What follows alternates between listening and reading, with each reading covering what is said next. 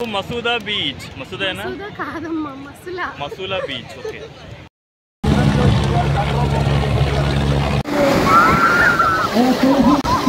Hello అండి, మేము బందర్లో కల మసూలా బీచ్ ఫెస్టివల్ కి స్టార్ట్ అయిపోయాము. ఇది దావలూరు టోల్ గేట్ అనమాట.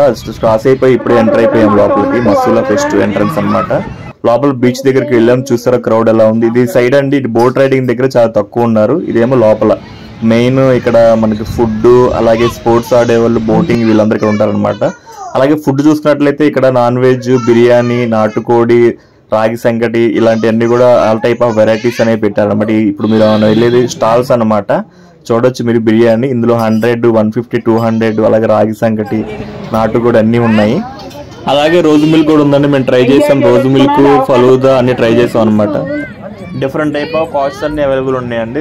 100 నుంచి 250, 300 అలా ఉన్నాయి అనమాట విత్ ప్యాకేజెస్.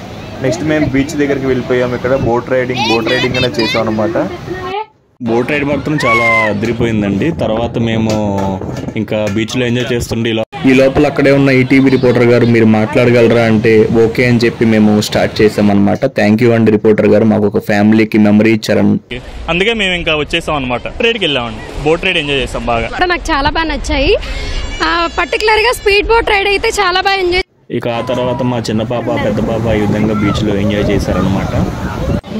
పోలీస్ మాత్రం బాగా వర్క్ చేశారండి. ఎక్కువగా మనకి మెయిన్ మన సేఫ్టీ గురించే కదా. ఈ విధంగా మేము మా బీచ్ ఫెస్టివల్ టూర్ అనేది, ట్రిప్ అనేది బాగా ఎంజాయ్ చేసాం అనమాట. ఈ విధంగా కంప్లీట్ అయింది. ఫ్యామిలీ మొత్తం కూడా చాలా హ్యాపీగా ఉన్నారండి. ఇలా ఇంతమంది జనంలో ఈ బీచ్ లో ఇలా ఎంజాయ్ చేయడం.